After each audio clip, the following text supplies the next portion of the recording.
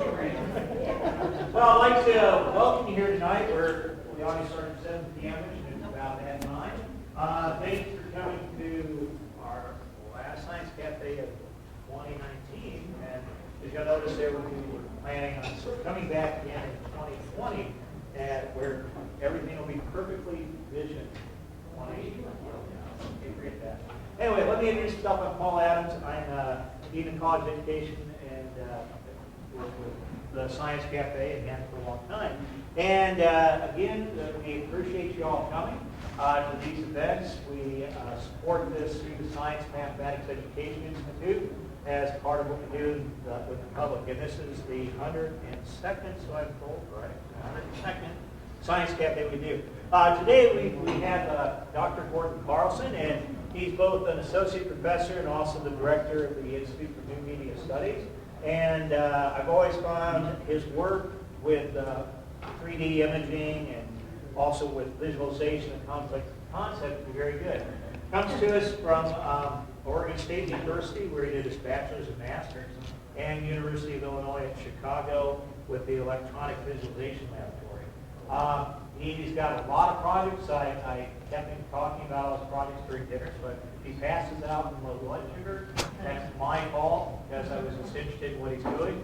But he's done a lot of things and a lot of grants and a lot of transdisciplinary research. And we thought this would be a great way to kind of wrap up this year, to hear about some of the exciting things that are happening, not only at Fort Hays, but happening around the world as we move to this new media and attempts on trend. So let's welcome Dr. Carlson.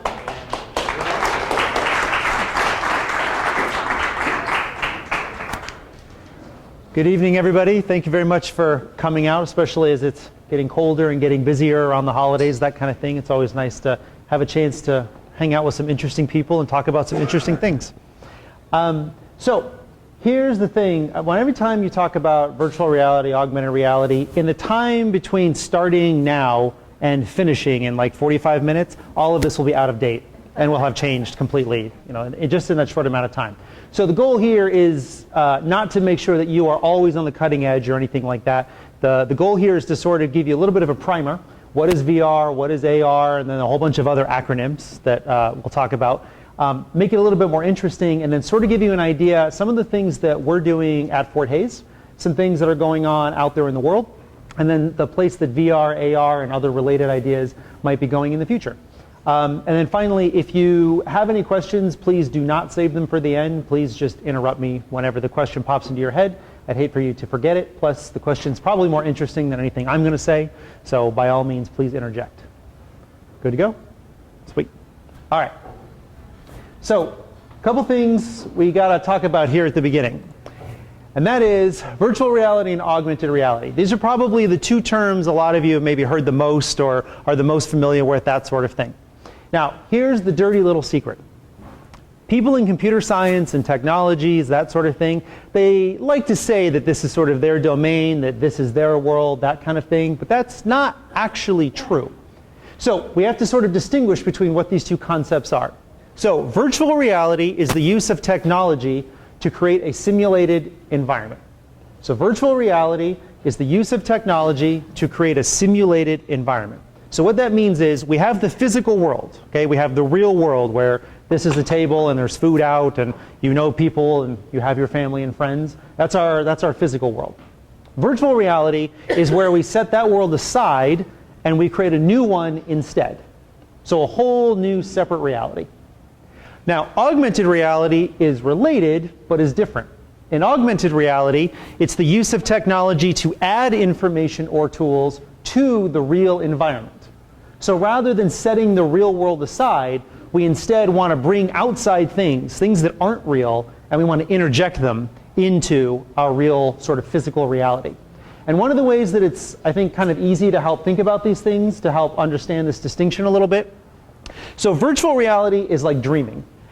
You go to sleep, and in your brain, you create a whole fake world. It may draw from reality. It may be based on memories you have and that sort of thing. But in your brain, you create a whole fake reality where fake people can do fake things that you couldn't do in real life, that sort of thing. Augmented reality is like sleepwalking. It's not real, but it's based and is totally interacting with the real world. So in a dream, which would be virtual reality, if you walk down the hall and you stub your toe, no problem. When you wake up, the problem will be gone. You didn't really stub your toe. The whole thing was just a dream. Augmented reality is like sleepwalking. In sleepwalking, you think something is going on, but really you are actually walking down the hall. And if you stub your toe, you really are going to physically hurt yourself. So virtual reality is the creation of a totally fake, false, separate, virtual place. And augmented reality is where we take the real world, but we add to it, or we subtract from it, or we modify it in some way to make it a little bit more interesting or a little bit more useful. All right, how are we doing so far? Okay, believe it or not, this is the easy part. So make sure we're all on the same page here. All right, so remember I said there's a dirty little secret. We say it's the use of technology to create virtual reality and augmented reality, but when we say technology, that does not mean digital. In fact, it doesn't even mean computer. All the word virtual means is that it's like the real thing, but it's not the real thing.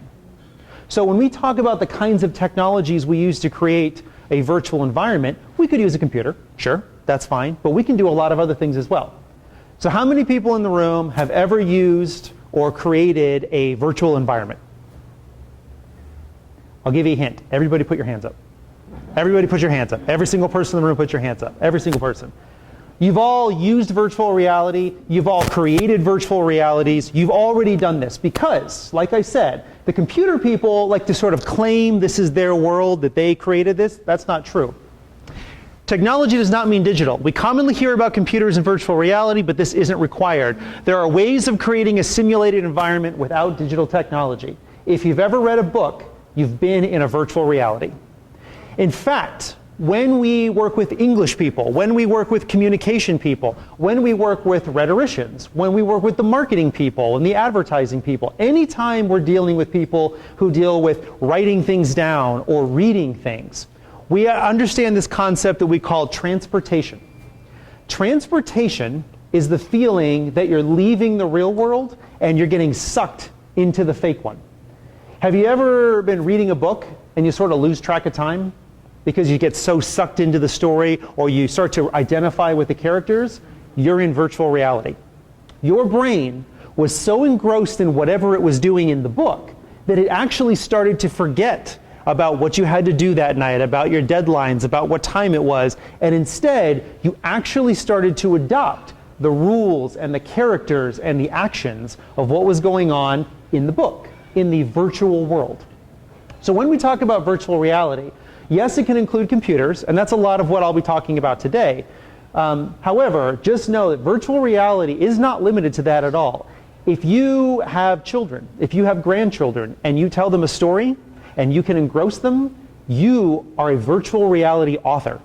You are creating virtual reality the same way that a video game company creates virtual reality, or the same way that an educational company creates a virtual reality. You are a virtual reality author. Okay, so how are we doing so far? We have virtual reality, we've got augmented reality, and while we can use digital technology, we don't have to. Lots of other ways to do it too. Sound good? All right. So now there's two other terms, and these are the ones that get a little weird. We're kind of going to go down the rabbit hole just a little bit here. These are the kinds of topics that it's definitely good. We're in a place you can have a beer or a wine, something like that, that should help a little bit with these concepts. Okay, mixed reality is the use of technology to interact with virtual and physical elements around you at the same time. So augmented reality is about taking something fake and interjecting it into your real world. Mixed reality lets you interact with the fake stuff and the real stuff simultaneously. And here's how you know if mixed reality was successful. Here's how you know if it did its job. If you lose track of what's real and what's fake, you successfully engaged in mixed reality. So mixed reality, we take the best of VR, the best of AR, we put it together into MR. And then we have another term, extended reality. You'll sometimes see this just called XR, or X reality. In some cases, it stands for extended. in which case it refers to all the other types of VR, AR, VR, MR. But we also sometimes use it just as the letter X, just like a variable, as in stuff that we haven't really come up with yet, stuff that we don't really understand yet. So we have XR, which contains MR, which is related to AR, which is based on VR, right? And at this point, things are starting to get a little loopy. So what I've got here is a short video.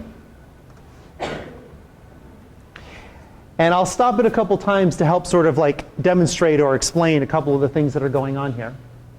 But this was a video that was, or a draft of a video that was created by some of the students in the Institute for New Media Studies here on the Fort Hays campus. And these are the kinds of things that if you come to our lab sometime and say, hey, I'd like to play with your toys, these are some of the things that we'll be able to show you. So in the upper right corner, you can see one of our students is interacting with what we would first call a virtual reality system, because she's being dropped into a completely fake, completely made up world. So nothing in the system right now is actually based in reality. It's a totally fake place that has magic and bad guys and that sort of thing. But then we have systems like this, which are augmented reality. We take something that doesn't exist and we drop it into the real world. So it feels like you're still, in the correct place, but we start to add new things in. So we've got baby Victor here, and he's going to help us understand how all of these different terms go together. So we've got our physical reality, the world we know and love, or at least the world we know sometimes. And this is the physical reality, the part of the world that we understand and that we're all a part of.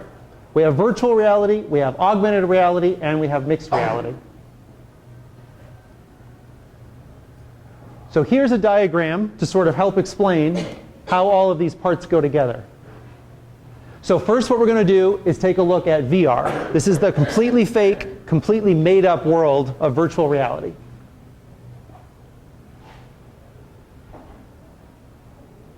So in this case, we have our winged horse, the Pegasus. Now we're moving into augmented reality. So we take the physical world, something that's real, then we introduce a layer of technology that allows us to bring something fake and bring it into our real space. Then we have mixed reality, which gets even more complicated. And we start to make it so that you can't distinguish between the fake thing and the real thing, and you're able to interact with both of them at the same time. So what this all starts to look like at the end is you've got on the left, this is one of our weird Venn diagrams that we have to deal with all the time at work. We got the real world, that's our physical space. VR is on the right, augmented reality is the blue in the middle, and then if you take VR and AR and you put them together, you get mixed reality. How are we doing so far? Any questions yet? Okay. What's the orange circle? So the orange circle on the right, that's just virtual reality, just the fake world. The blue one in the middle, that's the augmented reality. If you put them together, where they overlap, that's the mixed reality. That's where the two go together. And then the red circle, Oh, it looks orange from here, sorry. the big red circle, XR, this is the biggest, most complicated part of the whole mess. So this contains everything that isn't real, but everything that's not real also interacts with the real stuff. So this is what I do for a living. I try to figure out how to make the fakest stuff connect to the least fake stuff, and how to make all of that together combined with the real stuff in real life. And as you can imagine, this gets a little bit weird. And this is why a lot of people, when they hear things like, oh, I have a virtual reality game, or we have augmented reality software, this is why it can be really confusing to know what's going on. This stuff gets really, really weird and at times even metaphysical, if you will. So we have the ability to create completely fake worlds. We have the ability to create semi-fake worlds that are based on reality. And then we have the ability to have those interact with the real world itself. All right, how are we doing so far? Doing okay? All right, let's take a look at some of this in practice. So VR, AR, MR, and XR. We can take all of these concepts, we can put them all together,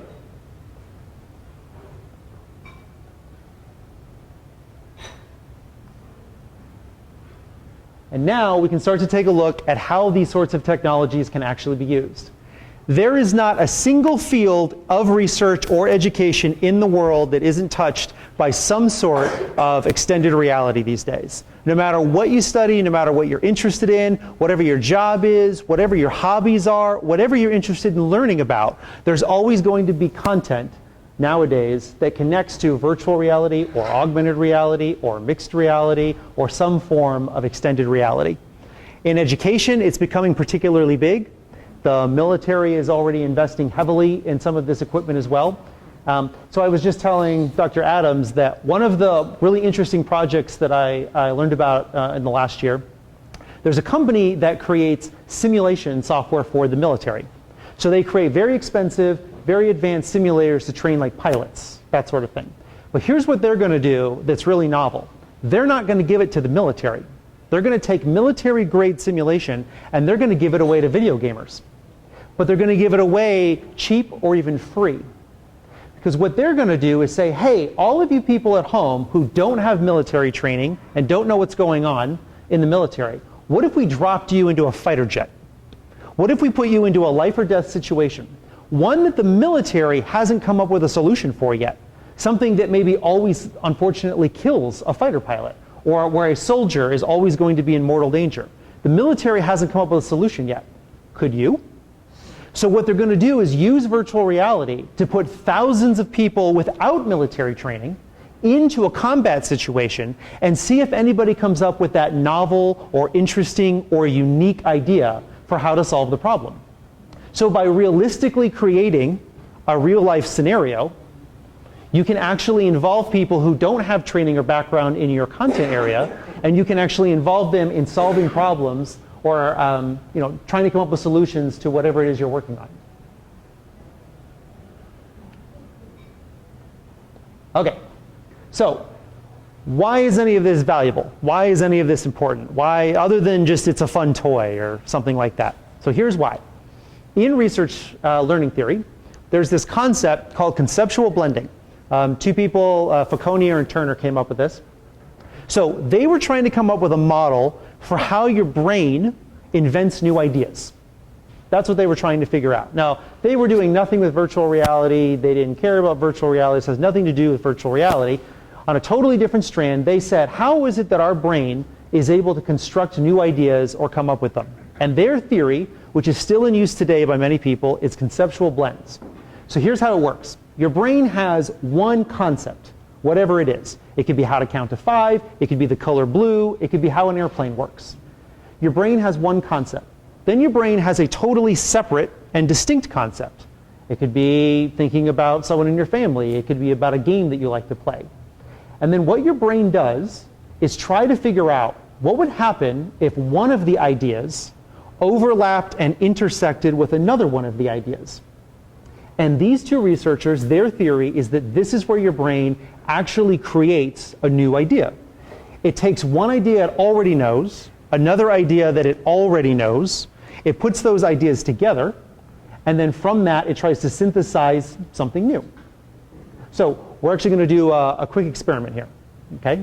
So we're going to take two distinct concepts, and then we're going to see what ideas you can come up with for how the two intersect.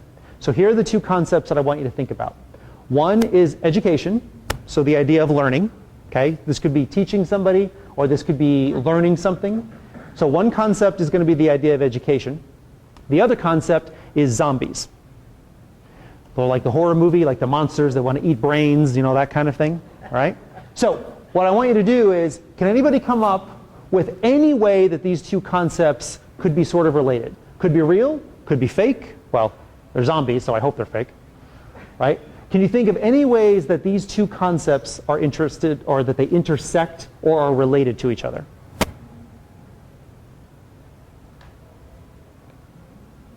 Anybody want to take a crack at it? Yeah. In biology, right away, I think why does zombie have to be fantasy? Why could there not be living dead things? There you go. It's a So living thing. we have two distinct concepts, right? We have like learning or education, and the other one is the idea of a zombie. And we assume, if we just think about the idea of zombie, that they're fake. They're made up monsters, right? But a perfectly valid educational or research question is, why can't zombies be real? What is it about biology that would prevent this sort of thing from happening, right? And we know that actually in real life, there are things that occur in the biological world that are kind of like zombieism. There are insects that inject themselves into other insects and take over their body and make them do things the way they want them to. We know that there are viruses that alter DNA and change programming in a host, right? So why couldn't it happen? Why couldn't one person get sick and eat the brain of another person and then turn into a horde of zombies, right? I don't know, but it's a pretty good question. And that would be a conceptual blend. So can somebody else think of another one? How would the idea of education and the ideas of zombieism be related?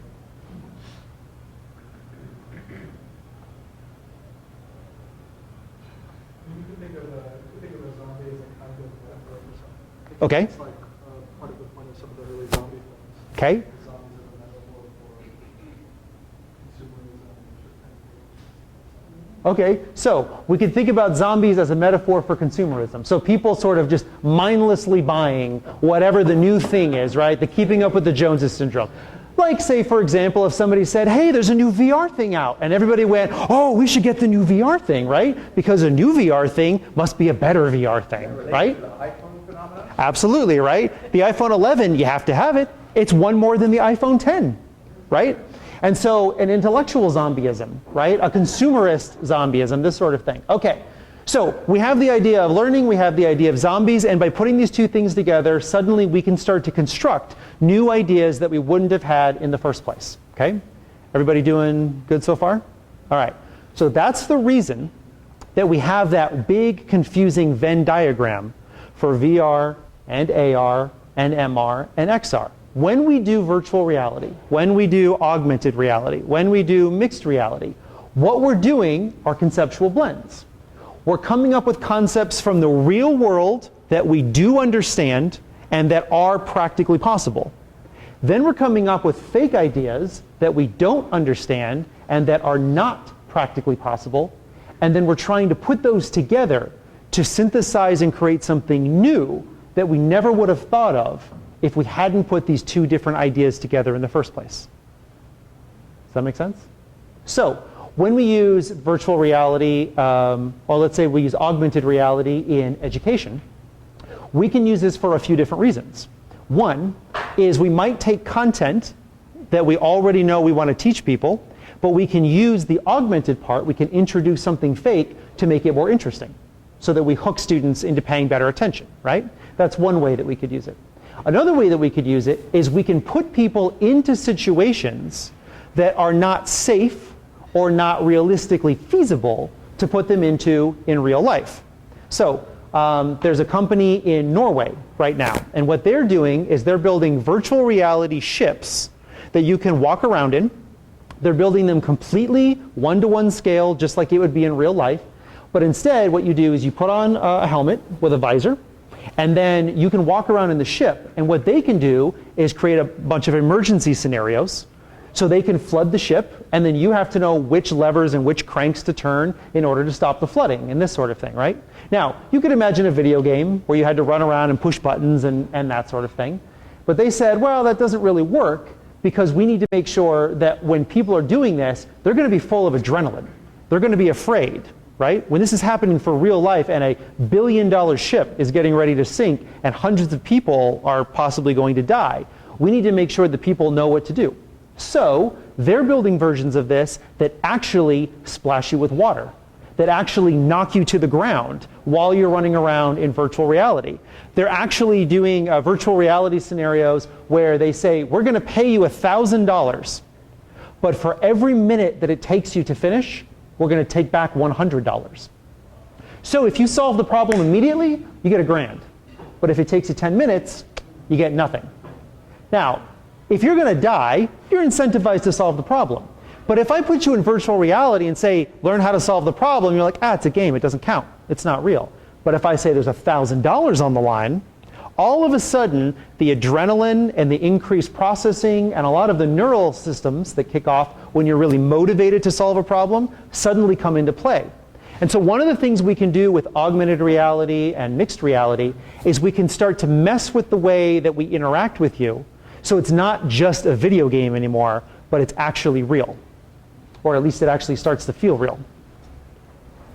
So can two people who are in that world then connect virtually? Absolutely. That's exactly the idea behind it. So instead of one person alone with a video game and talking to a computer, the next evolution of virtual reality, which is already coming, is the ability for tens, hundreds, or thousands of people to be in the same virtual world simultaneously, so that you're not playing against the computer, you're playing with other human beings, because that's the real simulation we need. If we're ever going to teach people or train people or help people experience something meaningful, it's going to have to be around and with other people, right?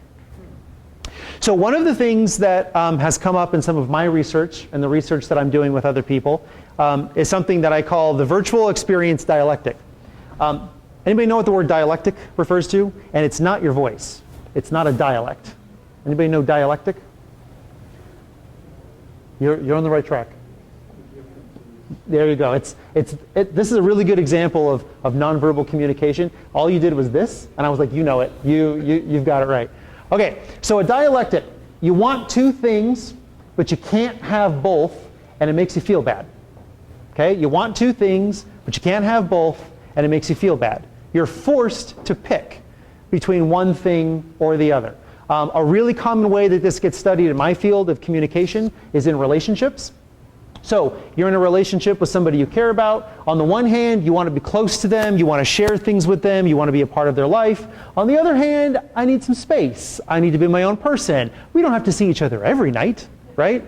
So that's a dialectic, closeness and autonomy, okay? So in virtual reality research, one of the things that I've identified is that there's this dialectic between fidelity and agency.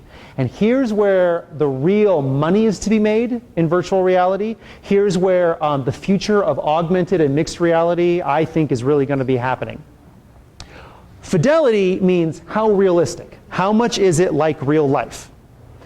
Agency is how much control do you have to make decisions yourself? And here's why this is a trade-off where you can't have both. We can make a video game that is incredibly realistic, that will look real, will feel real, will even smell real. But the only way we can do it is to really limit what you can do so that we can control everything about your experience. And that way we can focus on making it realistic. On the other hand, there's agency. If we want you to be able to make your own decision, to choose where the adventure goes, to see the repercussions of your decisions, which we know is necessary for learning, this makes it much more complicated to make realistic, because now we have to have realism in all the possible outcomes, in all of the ways that the story could evolve based on your input and based on your decision making. So fidelity versus agency is a really important part of the latest research into virtual reality, augmented reality, and this sort of thing. And so what I want to do is I want to share with you a couple of projects that I'm working on and sort of give you an insight into how we're dealing with this and how this is going to start impacting how virtual reality works in the future. So a colleague and I developed a project about a year and a half ago. You'll notice that in virtual reality in these projects, we do not have sexy names for anything. We don't work with the marketing and branding people to come up with really good names here. But one of the projects we have is called Equipping User Interfaces for Public Safety, which we call EQUIPS. So NIST is the federal agency, the National Institute for Standards and Technology, and they said, here's a big problem we have. We have all these companies that are developing safety equipment for first responders. So they build equipment, or they work with companies to build equipment, so that if a firefighter runs into a fire, it gives them a display and they can see how much oxygen they have, or it can help them find their colleagues if they get lost or injured, that sort of thing. Things that'll let police stay in communication with each other during a gunfight or something like this. So NIST put out a request, and their project was, it's not that we want you to invent the new technology for firefighters or paramedics or police. They said, here's the problem we have. We can't test the stuff that people are creating. Because how do you test a product that keeps you safe in a fire?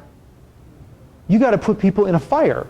Well, if the test is that it doesn't work, you can't just send people off to die in a fire as part of your testing, right?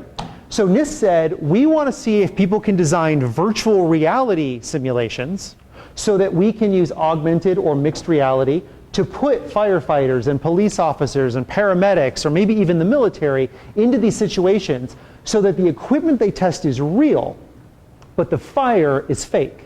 The shooting is fake. So that way we can still test the validity of the equipment, but we can also make sure that no one is getting injured in the process, okay?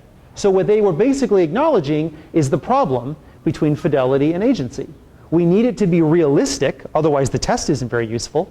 But if we constrain the test too much, and we don't let the people who are testing the equipment make decisions like they would in real life, then we're not going to really get very good responses.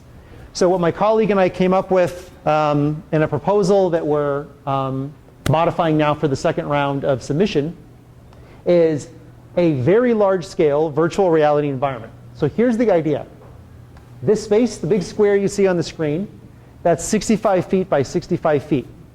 We use a combination of somewhere between 16 and 32 independent cameras, and then we put tracking markers on participants in the system. And we are going to try and develop this system that would use augmented and mixed reality. So here's what we want to be able to do. Here's a big empty room. We surround it with cameras. We put a headset on everyone who's participating. So the people, this is what you asked about earlier, the people in the room are real. Real police officers, real paramedics, real fire department, okay? The people are real, but everything else they see is fake. So we can push a button. They're underground in a subway, the subway's on fire. Please go in and help people. There's a shootout, unfortunately, at a school, and we need police and other first responders to go into the situation. There's a train derailment right here in Hayes. We need fire, police, and paramedic to all work together. Now, they do training for these. They have practical simulations where they send people and they actually set a real building on fire. They really will pretend a train derailed, and they'll bring agencies together to work on this. This is something they're really doing. But what NIST was looking for was a way to make that entire event a mixed reality so that we can just make a train appear, a gunfight appear, a fire appear, and we can start testing and swapping in and out equipment as we do this. So one of the projects that we're working on is a solution to this, which would look something like this. The people in the environment are physically real, but nothing else in the room is. Now, the problem with this that we have with many other virtual reality and augmented reality systems is the video game effect. If I know it's fake, I don't have the adrenaline rush, I don't have the impetus, to take it as seriously.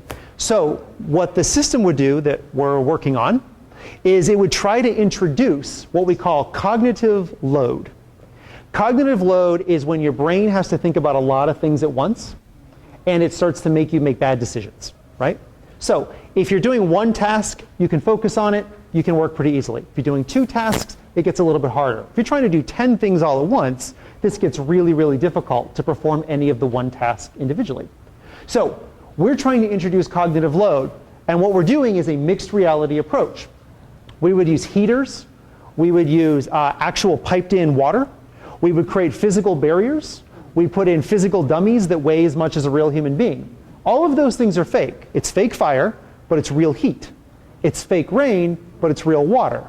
It's fake victims, but it's real weight that you have to carry. So the idea is that a firefighter who's training to carry an injured person out of a burning building needs to sweat and lose their grip from having a 200-pound person on their shoulder. But everyone else in the simulation shouldn't see a dummy. They should see a victim. So what the system would be designed to do is to say, we're going to put a physical prop in the scene, but everyone who's in there, they won't see the prop. They'll see something that looks real, like a real person flailing their arms, or a real victim that's screaming out in pain. So the idea is to introduce what we call cognitive load into somebody. And this is related to a second project that we recently completed and that we recently published. This is probably one of the more fun projects that we've had a chance to work on, because this was where we start to get like tricking people and messing with people and confusing people, and I always just tend to have a little bit more fun with stuff like this. So in this project, which we call Immersive Virtual Reality Beyond Physical Space, here's what we wanted to do. Most current virtual reality systems that you could buy for yourself at home, something like that. On the high end, here's what you can get away with. You can create a 20-foot by 20-foot square on the floor, and you can walk anywhere you want in that space. And you can simulate a space that big. So you could make a 20-foot by 20-foot fake room, and you could wander around in this 20-foot by 20-foot fake room. Now, for a lot of things, that's great. If you're just trying to play a video game where you don't really move around much, no problem. If you're just trying to learn something that you could learn by sitting in place or just by turning around in a circle, that's not a problem. But what if we wanted to learn something that required you to be in a very large space, and we wanted to simulate it in augmented or mixed reality? And this is what we have figured out how to do. So here's what we did. We took a 20-foot by 20-foot square space in our lab. This diagram over here is showing you that we set up 2 connections to our VR system, one in the corner and one in the corner, and a person starts off in the middle. So we have a nice big empty space, and we have 2 beacons that are tracking you wherever you go and wherever you look. When you put on the headset, you don't see this room anymore. You see a maze. So how we made the maze was we broke it into 4 corners. We built 3 random designs, and then we just stick those 4 corners together. So that way we can generate a bunch of random mazes. Now that by itself is kind of interesting, I guess, but what we did with it was a lot more fun. So here's the maze. This maze is 20 feet by 20 feet square. It perfectly matches the size of the space in our room. So what this means is you can physically walk around 20 feet in any direction, and in the game, or in our simulation, you'll travel 20 feet as well. So now we're matching the real world with the fake world. Except you don't see the room, you see this maze. So as you walk through the maze, you start to get lost. So on the left is what, sort of like the bird's eye view, and then on the right, this is what you see if you're actually wandering through the maze. So you just see this sort of nondescript, repetitive brick wall going over and over and over again. What we can do then is, as you walk through the maze, we can track exactly where you walk, how far you travel, and we can track exactly where you're looking. Okay, so here's what we did. Here's where the experiment gets really fun.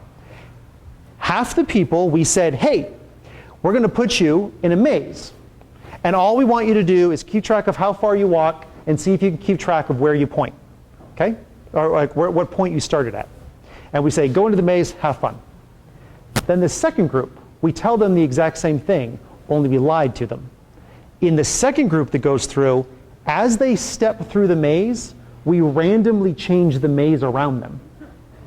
So the first group, they just get one maze and they wander around in a circle. They go as many times as they want. They get to learn it because they can see the maze, and they'll learn it as they go. The second group, we don't tell them we're changing the maze, but we do. So what do you think happened? What's that? Some of them got frustrated, that's true.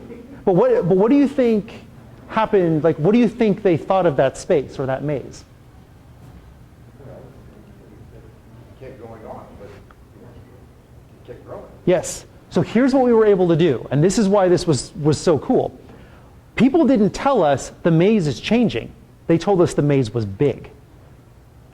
They didn't realize they were literally just walking in a 10-foot circle, which is all they were really doing. But because we showed them a maze and we told them it was brick walls, nobody thinks brick walls change. Nobody was expecting a brick wall to change. But because we were changing it, they didn't think that the maze was changing. They thought the maze was big. So by altering the reality, the virtual one, and mixing it with the real one, they still felt their feet move. They were really walking through space.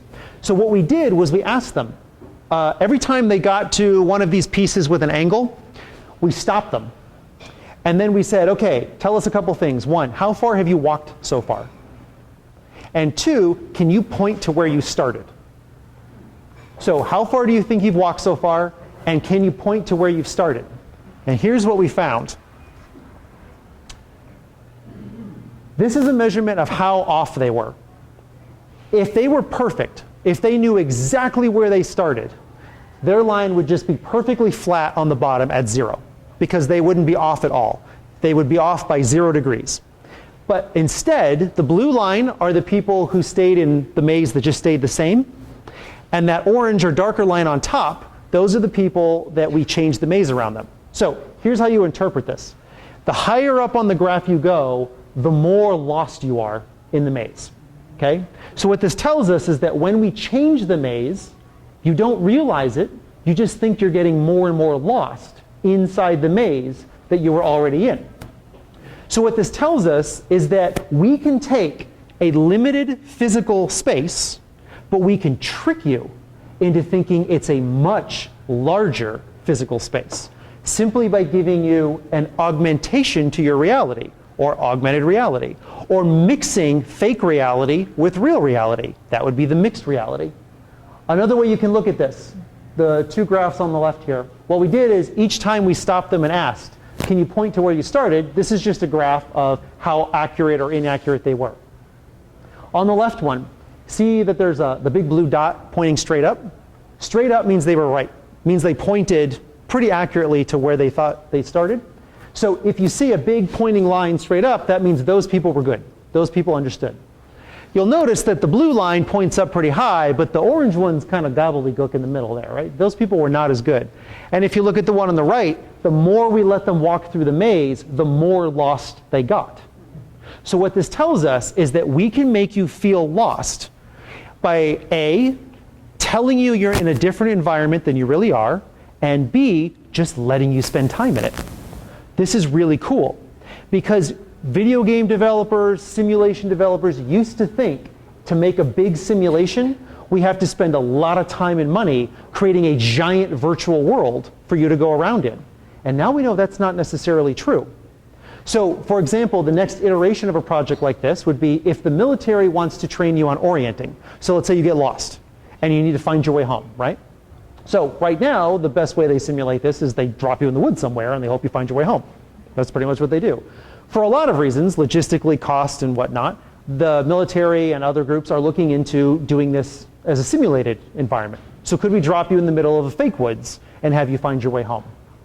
We know now that we can do this because as long as we morph the forest around you, we can make you think you are really lost in a really, really large set of woods, as opposed to just wandering around inside this little 10-foot box that we have in our lab. And so it was really fun and really interesting to watch these people just walking in a circle, walking in a circle, walking in a circle. And not only would they report how lost they were, they lost track of how far they'd walked. It was pretty interesting. In many cases, they'd walked maybe 100 feet. One person told us, I don't know, I feel like I've been walking for thousands of feet. Because they just totally lost their sense of perception and time and that sort of thing. Okay, so now that we've talked about a couple of the basic concepts, AR, XR, VR, that sort of thing, we've talked about some things we're currently doing. Now I just want to finish up in the last minute or two with some of the things that are about to come out and things that are about to hit the market or things that you might be able to try out in the near future. So this particular piece of technology is called the HoloLens. This is something Microsoft is developing. This is an attempt at MR, mixed reality. What they do is you put a headset on, but it's clear. You can still see the whole world around you. It doesn't block you from seeing anything. Instead, it adds in new objects and makes it appear as though those things were really there in the real world with you. And I wanted to just play you a quick little clip to give you an idea of what something like this might be like. HoloLens 2, it casts out these beams from your hand. So I'm pointing across the room, and I see this hand ray, and then I want to open it up, I just point it down, and then I tap my fingers together, and the app opens. The field of view is big enough that even though you get some cutoff, you can see most of the stuff perfectly fine. And there's a turbine that's here that's spinning, that's a 3D object. Now, if you want to share a 3D object with somebody and then say, how do I look at it? Now I can walk around it, get in close, and drag it around like a mouse on a screen. I can take it and pinch to make it larger or smaller by grabbing an edge. I can take both hands and shift it around and do that. And the weirdest thing is that there's a little blue box and I can tap so that it can follow me. Oh, hi turbine, you're following me behind me. And my hand, you're holding your hand up to the virtual object in front of it, it won't overlap like you can get on a phone app, which is pretty awesome. Also, eye tracking is new. There really are not that many devices that do eye tracking, and the ability to track what you're looking at is interesting and opens up opportunities. So what you'd actually use this for is a good question. Microsoft is definitely targeted at training because you could create some sort of a more complicated 3D space. It could be pretty large. It could guide you step by step with these floating dotted arrows that will tell you where everything is, and you can go over and interact with that space. Okay, so first of all, that is something that a version of it already exists, but a new version of it's about to come out. It's one of the things that we're starting to work with at the university. There's a second thing that we're starting to use at the university, which is pretty fun. And if you ever want to come by the lab and play with sometime, you're welcome to do. This would be an example of an augmented reality or a mixed reality tool. What this one does is it lets you use your hands as the controller.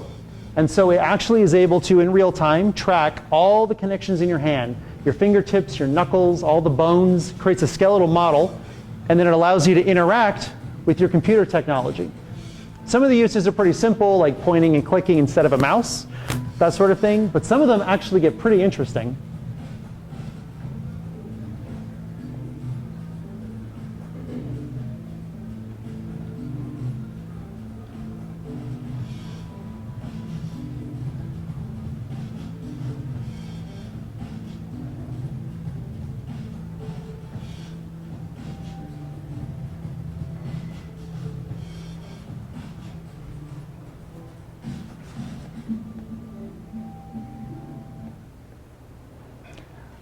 And then lastly, when we're all done, if anybody is interested, and we can't do something like this without at least one toy, right?